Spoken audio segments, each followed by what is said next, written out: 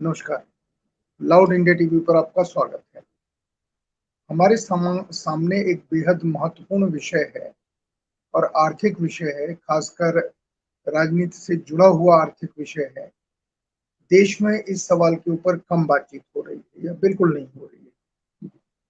हम इस बातचीत को करना चाहते हैं ताकि आपको ये अंदाजा मिले कि हम कहाँ पहुंच गए हैं या कहाँ पहुंचते जा रहे हैं। इन सवालों को अखबार नहीं उठा रहे हैं, इन सवालों को जो मीडिया के महत्वपूर्ण न्यूज़ चैनल हैं, वो नहीं उठा रहे हैं। हम इसलिए उठा रहे हैं क्योंकि हमें ये ज़िम्मेदारी अपनी लगती है नागरिक के नाते कि भारत में जो भी समस्याएँ आगे आ सकती हैं और जिस दिशा के ऊपर हम चल रहे हैं, उस दिशा की जानकारी भारत के नागरिकों को होनी चाहिए, ताकि अगर वो उससे कुछ समझ ले सकें तो लें, नहीं ले सकें तो कोई हर्ज नहीं, क्योंकि समाज अपनी गति से बढ़ता है, कभी गड्ढे में गिरता है, कभी उभरता है, पर जितना बचाने की कोशिश हो सकती है वो उन लोगों को कोशिश करनी चाहिए जो देश से प्यार करते हैं, जो देशभक्त हैं।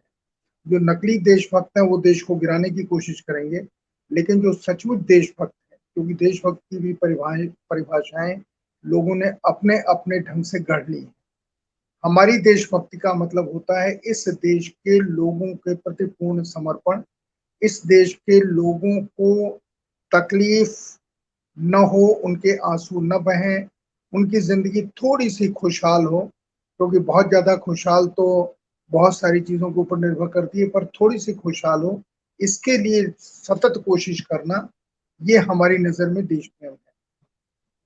और लोगों की क्या नजर में क्या है वो आप जानते हैं। हमारे साथ विचारक, एक्टिविस्ट और खासकर देश की राजनीति को नजदीक से समझने वाले अखिलेंद्र प्रताप सिंह जी हैं। मैं अखिलेंद्र जी आपका स्वागत करता हूं और आपसे इसी विषय पर चर्चा करना चाहता हूं कि जो पॉलिटिकल इकोनॉमी है या जो कंट्री की इकोनॉमी को ग्लोबल इकोनॉमी से जोड़ करके हमारा देश कहाँ जा रहा है और राजनीतिक दल उस रास्ते को या उस रास्ते के अंतिम परिणाम को समझ पा रहे हैं या नहीं समझ पा रहे हैं। आपका विश्लेषण क्या है? देखिए, पहली बात तो यह है कि ग्लोबल इकॉनमी का जो मतलब है, इसमें हम भी हिस्सेदार हो गए। वह मतलब है कि नए सिरे से जो पूंजी की ताकतें थीं, जिनका सेंटर लंदन, न्यूयॉर्क है, अमेरिका और ब्रिटेन, जो फिनेंशियल कैपिटल के हब है, वो पूरी दुनिया में जो पूंजी है उस पर वो नियंत्रण करते हैं। करीब करीब सभी लोग इस बात से सहमत हैं, यह युग कोई औद्योगिक उत्पादन का युग नहीं है, ये वित्तीय पूंजी और सट्टेबाजी का युग है। और ये पूंजी इतनी खतरनाक है कि ये किसी भी देश की जो संप्रभुता है, सॉवरेनिटी है, उसको वो खत्म कर देती है अपने मैकेनिज्म से। जैसे हम कहते हैं कि भारतवर्ष में वही देशभक्त राष्ट्रीय सरकार मानी जा सकती है जिसके अंदर यह कुवत हो चैलेंज करने का कि तुम अगर हमारे देश में पूंजी लाए हो तो डॉलर की कीमत अगर इंटरेस्ट उस पर ज्यादा मिल रहा है तो इंडिया से भागने की इजाजत तुमको नहीं दी जाएगी। आज क्या हो रहा है? पूंजी का जब से अमेरिका ने अपना इंटरेस्ट रेट बढ़ा दिया है, डॉलर दुनिया से वहां के बैंक की तरफ, उसका अमेरिका की तरफ पलायन हो रहा है। अब सब देशों का जो रिजर्व माने इकोनॉमी थी, उनकी जो फॉरेन एक्सचेंज था, मुद्रा कोष उनका, सबका श्रिंक कर रहा है। भारत भी उसका अपवाद नहीं है। क्यों? क्योंकि वो अपने देश में अमेरिका अभी भी इंटरेस्ट को बढ़ाता जा रहा है, तो वहां उनको बगैर किसी रिस्क के ज्यादा फायदे हैं, उधर भाग रहे हैं। हम कह रहे हैं कोई देशभक्त सरकार हो वो कह दे कि 5 साल के पहले हम अपने देश की पूंजी तुमको नहीं ले जाने देंगे। या मान लीजिए अंतरराष्ट्रीय मार्केट से हमारे देश का कारपोरेट बॉन्ड्स खरीदता है, भुगतान करने के लिए हमारे जितने बैंक्स हैं उनसे बड़े पैमाने पर लोन लेता है। जैसे अदानी का ही अभी चर्चा हो रही है, बड़े पैमाने पर बैंक्स का लोन लिया है। और खुद प्रधानमंत्री मोदी जी ऑस्ट्रेलिया गए थे तो हमारे स्टेट बैंक से उन्होंने कमिट भी कराया कि पूंजी दे दो। तो ये हमारी जो पब्लिक संपत्ति है, आम आदमी की जो संपत्ति है, जो बैंकों में जमा है, उस पूरे संपत्ति के आधार पर ये लोन लेते हैं, जिसको एनएपीए कहते हैं, एनपीए कह रहे हैं, नॉन परफॉर्मिंग एसेट, या डेड अकाउंट में डाल के वो सब खत्म हो जाता है, या खुद सरकार माफ कर देती है, और कुछ हो सरकार उसके बजट में पैसा डाल देती है। सरकार भी जो बजट डालती है पैसा ही डाल देती। तो ये जो वित्तीय पूंजी का, बैंकिंग पूंजी का इतना बड़ा जाल दुनिया में फैला हुआ है, जिसका केंद्र अमेरिका है, जब तक उसको चुनौती नहीं होगी, उसके ऊपर निर्भरता नहीं खत्म होगी, तब तक कोई भी देश अपने को सॉवरिन स्टेट अगर कहे तो वह पार्शियल ट्रूथ है। पार्शियल ट्रूथ ये है कि अभी भी बहुत सारे देश अपना पॉलिटिकल जजमेंट इंडिपेंडेंटली कर रहे हैं, पूंजी उतनी दखल नहीं दे पा रही है। मैं ये नहीं कहता कि हर देश का पूंजीपति कंप्रोदर हो गया है, दलाल हो गया है, या भारतवर्ष में भी पूरी तौर पर निर्भर हो गया, मैं नहीं मानता। इसलिए मैं ये नहीं कहता हूं कि श्रीलंका, पाकिस्तान या बांग्लादेश की तरह हम हो जाएंगे। खतरे हमारे यहाँ भी बहुत बड़े। ये जो ग्लोबल इकोनॉमी में जिनका कंट्रोल है, उन्होंने हमारे लिए भी बहुत बड़े खतरे पैदा किए हैं, और मोदी सरकार इस पर कतई गंभीर नहीं है। और जिन लोगों ने इतने ज्यादा बैंकिंग हमारा बर्बाद किया है, लूट के रखा है, उनसे वसूली की कोई योजना नहीं। तो मैं ये कह रहा हूं कि ग्लोबल इकोनॉमी में जब हम गए तो हमको जो अपने इकोनॉमी को स्ट्रेंथ करना था, अपने रिसोर्सेज को बिल्डअप करना था, अपना कैपिटल जनरेट करना था, अपना मार्केट सेव करना था, अपनी डिपेंडेंस को खत्म करना था, 91 से लेके आज तक का जो इतिहास है उस दिशा में हमको नहीं दिखाता। बल्कि अब तो कंपटीशन है राज्यों का भी, क्योंकि जब से इन्होंने जीएसटी वगैरह ला दिया है तो राज्य भी पूरी तौर पर स्वायत्ता उनकी आर्थिक खत्म हो गई है, इन्हीं के ऊपर केंद्र सरकार पर निर्भर हो गए। तो जो इन लोगों ने पूरा का पूरा एक जाल बिछा दिया है, इससे निपटने के लिए भारत सरकार इस वित्तीय पूंजी के संकट से भारत को उबारे, अभी तक कोई योजना हमको नहीं दिख रही। तो ग्लोबल इकोनॉमी ने हमारी अर्थव्यवस्था को मजबूत करने की जगह, हमारी पूंजी निर्मित करने की जगह, हमारा इंफ्रास्ट्रक्चर अपने बूते बनाने की जगह, अपनी टेक्नोलॉजी विकसित करने की जगह हमें ज्यादा से ज्यादा डिपेंडेंट बना दिया। जैसे आप जितना भी इनका मूल्यांकन कर लें, आप अपनी पूंजी, राज्य भी कह रहे हैं कि हमको वर्ल्ड बैंक से, आईएमएफ से, यहां से वहां से लोन लेना है। तो आप लोन की अर्थव्यवस्था से देखना ये होगा ना कि आपकी अपनी पूंजी निर्मित हो रही है कि नहीं। सभी लोग मानते हैं कि खेती से पूंजी निर्मित नहीं हो पा रही है। छोटे उद्योग, मझोले उद्योग, सीमांत उद्योग बर्बाद हो गए। माला माल महंगाई में भी फायदा अगर कोई उठा रहा है तो चंद पूंजी घराने हैं, जिसमें अंबानी और अडानी सबसे है, और आजकल अडानी सबसे आगे चल रहे हैं। तो अडानी को पूरा का पूरा सहयोग है, इस सरकार ने अडानी को सहयोग दे रखा है, और उस सहयोग का बहुत बड़ा हिस्सा बैंकिंग का लोन है, बैंक का लोन है। और इस बैंक के लोन को कभी वो अगर हड़प जाए, भाई क्या पता, इनका कोई एक देश थोड़ा होता है जहां इनकी पूंजी सुरक्षित है, वही इनका देश है। जैसे आप देखिए लंदन भाग जाए, कहीं भी ये लोग जाके बस जाएंगे। तीसरी दुनिया के अधिकांश देश जब लूटते हैं तो भाग के कोई दुबई जाता है, कोई सऊदी जाता है, कोई लंदन जाता है। यही तो स्वर्ग है इन लोगों के। तो ये संकट हमारे देश में भी है। हम निरंतर अंदर से कमजोर होते गए हैं।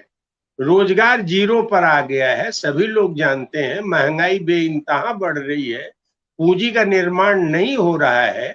और अगर कल वर्ल्ड मार्केट में डॉलर और भी अपने लोगों को सुविधाएं इंटरेस्ट में अमेरिका वगैरह में दे, तो ये जो मुद्रा कोष पर हम इतना इतराते हैं, ये कब खाली हो जाएगा बहुत सारे लोगों को पता भी नहीं चलेगा। इसलिए ये संकट ग्लोबल इकोनॉमी ने, हमारे आर्थिक संकट तो पैदा ही किया। आर्थिक संकट खेती किसानी छोटे उद्योग और रोजगार में दिखता है, व्यापार में दिखता है, और राजनीतिक हमारी संप्रभुता के सामने एक बहुत बड़ा प्रश्न बराबर बरकरार रहता है। तो मैं ये कह रहा हूं कि इस प्रश्न से निपटने के लिए हमको अपना देशज अर्थव्यवस्था विकसित करनी होगी। जहां जरूरी होगा वहीं हम पूंजी लेंगे, वहीं हम आपसे टेक्नोलॉजी लेंगे। यही वो मैं कहता हूं। कांग्रेस जो आज विपक्ष की और बात छोड़ दीजिए, कांग्रेस मुख्य तौर पर अगर आती है, अगर एक सैद्धांतिक वैचारिक चुनौती बीजेपी को देती है, तो ज्यादा से ज्यादा हिंदुत्व और हिंदू के सवाल पर देती है। वो कहती है कि मैं हिंदू हूं।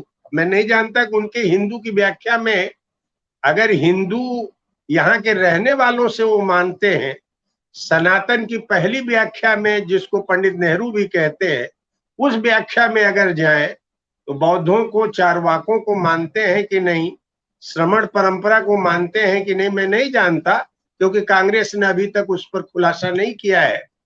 लेकिन मैं ये कह रहा हूं कि हिंदू और हिंदुत्व की बात में फर्क जरूर कांग्रेस कर रही है। हिंदुत्व आधुनिक विचारधारा है, राजनीतिक विचारधारा है बीजेपी का, इसे डिफीट देना चाहिए। यहाँ कांग्रेस यहाँ तक जाती। लेकिन अभी हमने सुना राहुल गांधी ऑक्सफोर्ड में गए, यूनिवर्सिटी में, बोलने लगे हमारी अर्थनीति में और बीजेपी के अर्थनीति में कोई बुनियादी फर्क नहीं है। वो कहने का उनका मतलब है कि हमारी ही अर्थनीति को लागू कर रहे हैं। भाई असली लड़ाई तो वही क्षेत्र है, वही टेरेन है। इकोनॉमिक नेशनलिज्म ही असली टेरेन है, जहां तय होगा कि हिंदुस्तान में फासिज्म चलेगा या हिंदुस्तान में जो हमारा सेकुलर डेमोक्रेसी है वो चलेगी। ये वही टेरेन है जहां तय करता है। हमें अगर साम्राज्यवाद के विरुद्ध, हमें अगर इस वित्तीय पूंजी के खिलाफ खड़ा होना है, तो एक राष्ट्रीय भाव पैदा होना होगा, एक राष्ट्रीयता पैदा होनी होगी, और एक राष्ट्रीय अर्थव्यवस्था का निर्माण करना होगा जो ग्लोबल इकोनॉमी होने नहीं दे रही है और उसको बराबर चोट पहुंचा रही है। अखिलेश जी, यहीं पर मुख्य सवाल पैदा होता है कि ऐसा नहीं है कि ये ज्ञान सिर्फ आपके पास है। ये ज्ञान जो भी राजनीति में है, राजनीतिक दल चला रहा है, उसके पास है, लेकिन कोई इसके ऊपर क्यों नहीं बोलता? क्या हम इसका अर्थ ये निकालें कि जिस ग्लोबल फाइनेंस की बात आप करते हैं या अंतर्राष्ट्रीय वित्तीय पूंजी की बात करते हैं, क्या उसने भारत के राजनीतिक दलों को भी इतना ज्यादा आच्छादित कर लिया है या उन्हें सुविधाएं दे दी हैं कि वो लोग इस सवाल के ऊपर अपना मुंह नहीं खोलते और राहुल गांधी की लाइन पे ही न भी बोलें लेकिन खामोश होकर के उसको सपोर्ट कर रहे हैं, चाहे वो वामपंथी दल हो या मध्य मार्गी दल हो, जो भी हिंदुस्तान में। देखिए, अगर राष्ट्रीय क्षितिज पर देखिए तो दो ही दल हैं अभी फिलहाल, चाहे जितना भी कमजोर हो, लेकिन कांग्रेस ही है। आम आदमी पार्टी को मैं इसलिए नहीं मानता, जो फोर्ड फाउंडेशन से फंड लिया हो, वो ग्लोबल इकोनॉमी से कितना लड़ेगी, और उसका जो थ्योरेटिकल बेस और प्रैक्टिस है वो बहुत ही ड्यूबियस और डाउटफुल रहा है शुरू से। तो आम आदमी पार्टी तो कभी ये सब सवाल नेशनल इकोनॉमी को उठा नहीं सकती। वो गवर्नेंस की बात करती है। अब वो गवर्नेंस में भी उसकी शराब नीति फंसी हुई है। केवल बीजेपी नहीं, बहुत लोगों ने इस बात को ये जो इनकी शराब नीति है, मोहल्ले मोहल्ले में शराब की दुकानें खोलने की, इसमें बहुत बड़ा एक घोटाला भी। आज उस घोटाले में कितना सच्चाई है, गलत है, सही है, ईडी का दुरुपयोग बीजेपी कर रही है, वो अलग बात है।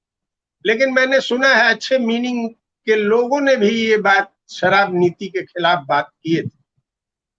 तो आम आदमी पार्टी बहुत ही एक माइनर पॉलिटिकल फोर्स है, उस पर बात नहीं की जा सकती। लेकिन मुख्य फोर्स अगर आप देखें तो कांग्रेस कांग्रेस इसी मुगालते में रहती है, खासतौर पर मनमोहन जी की टीम, चिदम्बरम, मनमोहन।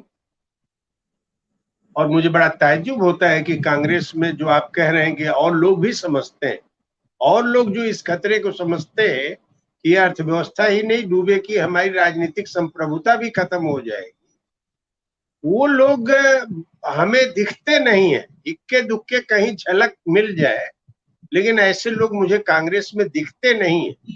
जो कुछ थोड़ा बहुत बोलते हैं, अब सप्लाई साइड इकोनॉमिक्स के खिलाफ डिमांड इकोनॉमी की बात राहुल करते हैं, थोड़ा बहुत उन्हीं के अंदर दिखता है। या कुछ लोग और हैं जो मान लीजिए जनता दल से गए हैं, यहाँ से गए हैं, वहां से गए हैं, जिनकी ट्रेनिंग अन्य लोगों के साथ हुई है, जैसे बीपी सिंह के साथ कुछ लोगों की हुई है, कुछ चंद्रशेखर जी के साथ हुई है, उनसे डायलॉग होता है तो ये बात समझ में आती है। कुछ संघर्ष महानी के बैकग्राउंड के लोग हैं, लेकिन उनके पास वो ताकत नहीं है कि कांग्रेस की पॉलिसी मैटर में दखल दे सके, हस्तक्षेप कर सके। तो इन दो दलों ने तो इसे चुना है 91 में टीना फैक्टर के नाम पर। इन्होंने तो मान लीजिए कहा और बीजेपी उसको परवान चढ़ा रही। और जो क्षेत्रीय दल है वह तो अस्मिता की राजनीति को अपने अस्तित्व से जोड़ रखे। अब आप क्या, उत्तर प्रदेश में इतना बड़ा राज्य है, लेकिन उत्तर प्रदेश में कौन आगे बढ़ के इस संकट को झेले, इसको पकड़े, ऐसा यहाँ कोई नहीं दिखता है। यहाँ फला फला, और इसको मीडिया खूब प्रचार करती।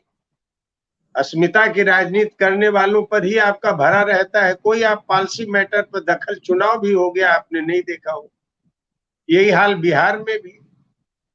ले दे के हम डीएमके तक जाते हैं। ममता को आप देख ही रहे हैं किस तरह से ममता कंप्रोमाइज कर रही।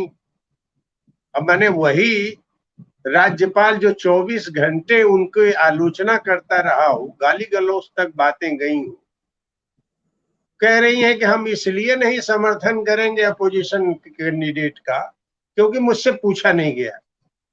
अरे भाई, आप जिसको आप स्टैंड करने का क्या मतलब है? आप तो इनडायरेक्टली उसको सपोर्ट कर रहे हो। तो हमें कह रहे हैं कि कोई पूछता है और नहीं भी पूछा, तुम्हारा इंडिपेंडेंट जजमेंट क्या है भाई?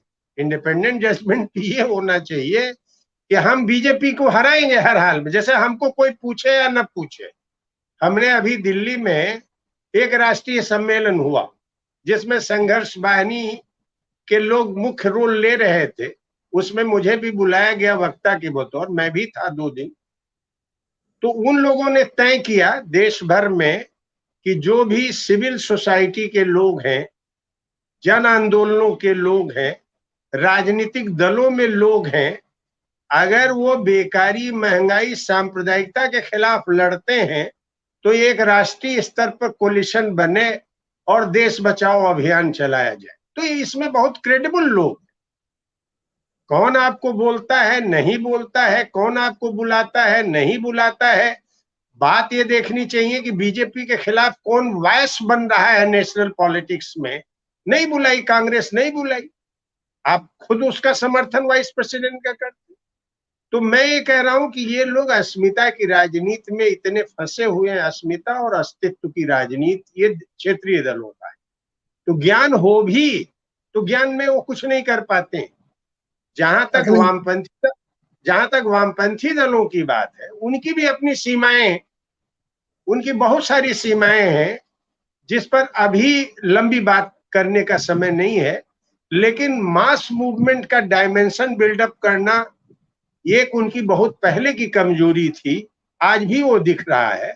अदरवाइज उनको एक समझ है ग्लोबल इकोनॉमी का। खास तौर पर अगर आप प्रभात पटनायक के पूरे उस देखिए, या और बहुत सारे लोग हैं, अरुण कुमार जी हैं, इन लोगों को अगर आप देखिए तो ये चिंतन आता है, लेकिन उसको पॉलिटिकली ट्रांसलेट करने का जो सवाल है, इकोनॉमिक नेशनलिज्म की तरफ जो बढ़ने का सवाल है, वो इस पर नहीं दिखता है। पूरी लड़ाई अस्तित्व, अस्मिता, हिंदुत्व और हिंदू के इर्द गिर्द फंस के रह जा रही है। जीवन का जो प्रश्न है, रोजगार का जो प्रश्न है, अर्थव्यवस्था का जो प्रश्न है, वो दरकिनार कर दिया गया है। तो हमारे जैसे लोगों को ही इस सवाल को उठाना होगा और इसको एक राष्ट्रीय मुद्दा बनाना होगा। तो मैं समझता हूँ कि ये है अभी सीमाएं जिसके तहत हमें काम करना पड़ रहा है। जी अखिलेश जी, मेरा सवाल तो मिक्स हो गया, क्योंकि मैं सिर्फ कांग्रेस के लिए नहीं कह रहा था, मैं संपूर्ण विपक्ष के लिए कह रहा था, जिसको अंत में आपने बताया। अभी ये बताइए कि जो ये आर्थिक विवेचना आपने की, इसका भारत के किन वर्गों के ऊपर क्या असर पड़ेगा आने वाले 6 महीने में या साल तक? देखिए, इसका सबसे बुरा जो प्रभाव है, अनऑर्गेनाइज सेक्टर तो पूरी तौर पर बर्बादी हो ही गई है, और वो एक स्टारवेशन का संकट आ सकता है, क्योंकि उसके कोई भी चांसेस बदलने के, चाहे वो ठेका मजदूर हो, राष्ट्रपति भवन से लेके गांव के कस्बे की किसी छोटी मोटी फैक्ट्री में काम करता हो, उसका जीवन और दूभर होगा। अभी मैं 2 साल पहले की बात कह रहा हूं, ठेका मजदूर ओबरा में मैंने देखा, मैंने पूछा कितना पैसा मिलता है, तो उसने बोला 3500 रुपए। हमने कहा परिवार में क्या है, तो 4 लोगों का परिवार था, 3 बच्चे थे, 5 लोग का परिवार था। तो हमने कहा किराया कितना दे देते हैं, तो किराया 1500 दे देते हैं। खाना कैसे चलता है? तो वो 24 घंटे अखबार बेच के, फैक्ट्री में 8 घंटे काम करके, किसी तरह से कुछ गांव में जमीन उमीन है कुछ ले आके अपना पेट चलाता है, और बुरी हालत है वहां रहने की। एक मैं चंदौली में, नवगढ़ में नाई की बस्ती है, 10 परिवार थे नवगढ़ के नाई बस्ती में, 9 लोगों को ट्यूबरक्लोसिस थी। वहां मैं सीएमओ को फोन किया, डीएम को फोन किया, मैंने कहा ये तो बदतर हो गया है, साउथ अफ्रीका से बुरी स्थिति हो गई है। और हमने कहा कि अगर यहाँ जो आपने हेल्थ सेंटर खोला है, अगर तत्काल इनका इलाज नहीं होता तो मैं यहीं पर अनिश्चितकालीन सत्याग्रह पर बैठ जाऊंगा। उसके बाद लोग वहां पहुंचे, तो हालत आप देख लीजिए, खेत मजदूर और गरीब किसान गहरे संकट के दौर से जा रहा है, रोजगार नहीं मिल रहा है, महंगाई इतनी बढ़ गई है, जो कुछ राशन वगैरह मिल जा रहा है उससे कुछ काम हो जा रहा है, और वह भी हर वक्त संकट में है कि कब बंद हो जाए, न बंद हो जाए।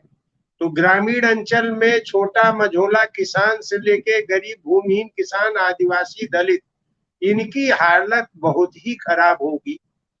दूसरी हालत आपके शहरों और कस्बों में रहने वाले ठेका मजदूरों की होगी। राष्ट्रपति भवन से लेके जिला में काम करने वाले ठेका मजदूरों की होगी, उनकी हालत और खराब होगी। आबादी का बहुत बड़ा हिस्सा बेरोजगारी झेल ही रहा है, महंगाई पर कोई नियंत्रण नहीं है। तो अब आप समझ सकते हैं कि उस तबके के अंदर क्या होगा। लेकिन समस्या ये है कि यह जो आर्थिक संकट से वो दौर से गुजर रहे हैं, इसमें अधिकांश लोग नियतिवादी होते जा रहे हैं। इनको जागृत करके, मैं ये देख रहा था, इनको जागृत करके खड़ा करने का जो काम है, मैंने एक बड़ा जो संशय बनाने का काम है, तो उस पूरे काम को करने वाली जो पॉलिटिकल एजेंसी चाहिए, एनजीओ एजेंसी इससे नहीं निपट सकती, सिविल सोसाइटी कुछ रिफॉर्म करके नहीं निपट सकती। इसका सीधे सीधे संबंध राज्य की नीतियों से है। राज्य जो नेशन स्टेट है, अगर ये अपनी पॉलिसी फिनेंस कैपिटल के पीछे दौड़ने की नहीं बदलती है, तो इतनी बड़ी आबादी से आप उसकी जिंदगी को नहीं बचा सकते। और रुपए और पैसे की हालत इतनी हो गई है कि जैसे पहले लोग 100 की नोट तोड़ाते थे, पता नहीं चलता था, आज 500 का नोट तो लोग तोड़ा रहे हैं, वो कब खर्च हो जा रहा है लोगों को पता ही नहीं चल रहा है। शिक्षा वगैरह इतना महंगा हो गया है हाँ, एक बहुत छोटा सा हिस्सा है जो इससे अभी भी प्रॉफिट ले रहा है।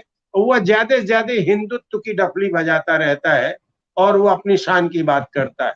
लेकिन मास को ऑर्गेनाइज करना, क्योंकि विपक्ष की अधिकांश पार्टियों की क्रेडिबिलिटी डाउन हो गई और बीजेपी देखिए 100 साल का दिमाग बना के काम आज से नहीं आरएसएस के लोग कर रहे हैं। भाई हर के पास आरएसएस वाद एक मिशन है कि उनको हिंदू राष्ट्र हिंदुत्व के आधार पर बनाना है। जिस हिंदू राष्ट्र में पुराने जितने भी पिछड़ेपन के विचार हैं, रूढ़िवादी विचार हैं, जितने भी पुराने ब्राह्मण मूल्य के विचार हैं, सब वो समेटे हुए। अरे जो भी हमारे कुरीतियां हैं, इनसे निपटने के लिए न तो सिविल सोसाइटी में वो क्षमता हो पा रही है, न विपक्ष में। गनीमत यही है कि बहुत दिन के बाद, करीब 30 साल के बाद मैंने दिल्ली में देखा है कि कम से कम सर्वोदय के लोग, कम से कम मैंने देखा संघर्ष वाहिनी के लोग, दलित आंदोलन के लोग, कम्युनिस्ट आंदोलन के लोग, समाजवादी आंदोलन के लोग एक डायलॉग में आए हैं और इसको आगे बढ़ाने की उनकी कोशिश है। तो यह एक उम्मीद बनती है। नौजवान भी देखिए, हल्ला बोल है, युवा मंच है, युवा हुंकार है, ये लोग भी खड़े हो रहे हैं। तो कुछ चीजें यहीं से बनती हुई दिखती हैं। जी ठीक है, ये बन जाए बहुत अच्छा, नहीं बनेंगे तो आप विश्लेषण करेंगे इसलिए नहीं बने। मैं तो सवाल विषय को समझने के लिए कर रहा हूँ। कौन क्या कर रहा है वो इसलिए इमेटेरियल है कि अभी तक कोई आधा कदम चलता नहीं दिखाई दिया। बहरहाल आखिरी सवाल मेरा ये है कि आप हर चीज को भाजपा विरोध की तरफ ले जाते हैं। आज के भी प्रोग्राम में आपने भारतीय जनता पार्टी के खिलाफ लोग एकजुट हों, ये इस तरीके का एक भावनात्मक और सैद्धांतिक विचार रखता है। पर मैं इससे इसलिए सहमत नहीं हूं कि कांग्रेस भी तो उसी अर्थनीति की, जो आपने खुद जिक्र किया, उसी की अर्थनीति का समर्थन कर रही है जो भारतीय जनता पार्टी आज चला रही है। और कांग्रेस ये कह रही है कि यही अर्थनीति, मतलब जो आपने भी कहा विश्लेषण में कि जो 91 में इन्होंने शुरू किया, 92 में, वो आज चल रहा है। और राहुल गांधी शायद यही कहने की कोशिश कर रहे हैं हम इसको और अच्छी तरह चलाएंगे अगर हम आ गए तो। वो इसका विरोध नहीं कर रहे हैं, जिसको देश के आपके ही भाषा में बहुत सारे लोगों से इस अर्थव्यवस्था ने अपने को दूर रखा है। वो इसके दायरे में, इसके लाभ के दायरे में 70-60-70% नहीं है। तो मैं यही आपसे कहता हूं कि आप यहाँ पर चूजी हो जाते हैं और भारतीय जनता पार्टी का एक अंध विरोध करते हैं, जबकि कांग्रेस जैसे दूसरे दलों को, बाकी सारे राजनीतिक दलों को और जितने संगठनों की आपने बात की, इनमें आपकी बात सही। एक मिनट, जितने भी अभी नहीं, एक मिनट पूरा सवाल सुन लीजिए। जितने भी अभी आपने को जिक्र किया, इनमें से भी किसी का भी इस अर्थव्यवस्था से शाब्दिक मतभेद तो है, लेकिन जिसको कहते हैं कि सैद्धांतिक या अर्थपूर्ण मतभेद कहीं नहीं दिखाई देता। देखिए, पहली बात तो मैं आपसे सहमत होते हुए यहां तक कहता हूं कि अब इनके शाब्दिक मतभेद भी नहीं है, क्योंकि ये कहते हैं कि बहुत दूर तक हम लोग आगे आ गए, अब क्या कर सकते हैं। ठीक है, पहले कहते थे टीना फैक्टर, हमारे पास भाई मुद्रा कोष नहीं है, हमारा कोष खाली हो गया है, इसलिए हम कुछ नहीं कर सकते। हालांकि उस समय भी कहने वाले लोग कह रहे थे कि कुछ कर सकते हैं। आप जानते हैं, एसपी शुक्ला फिनांस सेक्रेटरी थे, कह रहे थे हम लोग कर सकते हैं। बहरहाल वहां ये लोग अब कहते हैं कि भाई बहुत दूर तक आ गए, पीछे हम लौट नहीं सकते। अरे भाई, हम कब कहते हैं कि आप पीछे हटो? मैं कहता हूं कि अपना कम से कम फिनांस कैपिटल पर राज्य को खड़ा करो कि अपनी स्वायत्ता तो बरकरार रखे, हमको वो डिक्टेट न करे कि हमें क्या करना है क्या नहीं करना है। पहली बात तो ये है कि अब इनका शाब्दिक विरोध भी नहीं रह गया है। दूसरी बात, मैं देखिए यहाँ जयप्रकाश जी के आंदोलन से जो दो बातें हमें समझ में आती हैं, उस समय कम्युनिस्ट आंदोलन में खास तौर पर सीपीआई में सवाल होता था कि भाई जयप्रकाश ने जो किया आंदोलन, उससे निकला क्या? सप्त क्रांति एक बहुत बड़ा धोखा, फ्रॉड। मैं ये मानता हूं कि सप्त क्रांति तक तो जयप्रकाश पहुंच ही नहीं पाए। वो भी देखिए थे तो मार्क्सिस्ट ही, बाद में अनुभवों से बहुत कुछ बदले हो, तो वो भी माओ की तरह या मार्क्स की तरह क्रांति को सतत मानते थे। उनके बार बार है कि पीढ़ियां आएंगी और क्रांति करती रहेंगी, लेकिन कहीं भी उन्होंने अभी उनके सामने जो सबसे बड़ा एजेंडा था वो अधिनायकवाद, तानाशाही को परास्त करना था। आज हमारे सामने इन दलों से हम कोई अपेक्षा नहीं करते कि ये राष्ट्रीय अर्थनीति का निर्माण करेंगे। हमारे सामने एक जो सोसाइटी में इतना बड़ा विघटन पैदा कर रहा है और पूरे हमारी संस्थाओं को बर्बाद कर दिया है, सबको उसने अपने सर्विस में, सब संस्थाओं को इंक्लूडिंग सुप्रीम कोर्ट, जो डिसेंट वहां दिखता है वो डिसेंट है, अदरवाइज इंस्टीट्यूशन बतौर उसको भी कंप्रोमाइज करने की कोशिश करते रहे हैं। तो सबको उन्होंने जो बर्बाद कर दिया है, इस तानाशाही से निपटने के लिए बीजेपी को हराने की मैं बात करता हूं। कांग्रेस कोई बढ़िया विकल्प दे देगी, मुझे कभी भी इस पर इल्यूजन नहीं है, और न मैं कांग्रेस से इस संदर्भ में कोई उम्मीद करता हूं। मेरे सामने अभी जो सबसे बड़ा सवाल है, दो सवाल है।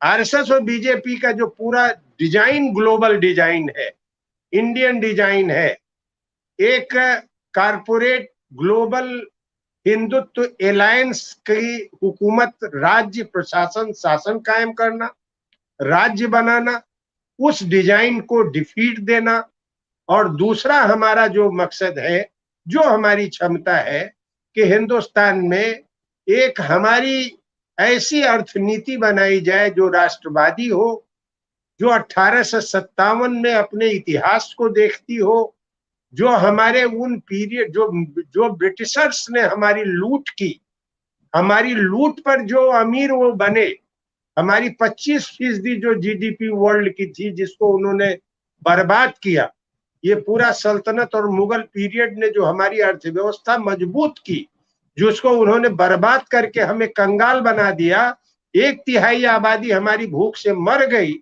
अकाल से मर गई, और हमारे ही बूते वहां इंडस्ट्रियल रिवॉल्यूशन हुआ। ये सब लोग तथ्य को जानते हैं। हमें कॉलोनियल ढंग से लूटा गया, कम से कम सल्तनत पीरियड हो या मुगल पीरियड में यहां से पूंजी बाहर नहीं गई, किसी जगह वो पूंजी हमारी नहीं गई, हमारी पूंजी हमारे यहाँ रही। हमारे यहाँ लड़ने वाले लोग भी खाटी के लोग थे, चाहे वो मंगल पांडे रहे हो, चाहे 1857 रहा हो, बहादुर शाह को आगे खड़ा करके हिंदुस्तान की फौज लड़ी। तो मैं ये कहता हूं कि इन लोगों से मैं बहुत उम्मीद नहीं करता। मैं एक ऐसी अर्थव्यवस्था, राष्ट्रीय चेतना ले आना चाहता हूं जिसमें मैं भी एक योगदान करूं। बहुत लोग हमारे जैसे सोच रहे हैं, जो अपने देश की परंपरा, संस्कृति में यकीन करता हो और अपने देश को तानाशाही का जो हमला है उससे बचा सके, इस ढंग से मैं इसमें सोचता हूं और मैं उसी दिशा में काम कर रहा हूं। धन्यवाद अखिलेश जी। दोस्तों, आपने अखिलेश जी की पूरी व्याख्या सुनी, पूरी चर्चा सुनी। आप इससे क्या समझे और आप इससे कितना सहमत हैं, या ये चर्चा जो आज आपके सामने हुई, इससे कुछ सवाल निकलते हैं क्या? अगर ऐसा है तो हमारे साथ अपने मन को बांटिए और हम इसी तरह की चर्चा को और आगे बढ़ाएंगे, ताकि आपके मन में आज की स्थिति को लेकर के जिस तरह के भी सवाल हो, जिस दिशा के सवाल हो, जिस डायमेंशन के सवाल हो, उन सवालों को देश के सामने आना चाहिए। इसलिए आपसे आग्रह करता हूं कि आप उन सवालों के साथ हमें कमेंट भेजिए, हम उसके ऊपर बातचीत भी करेंगे और लोगों को भी लेके आएंगे। अखिलेश जी, आपको बहुत बहुत धन्यवाद, और दर्शकों आपको भी धन्यवाद। नमस्कार। Oh no! Oh my!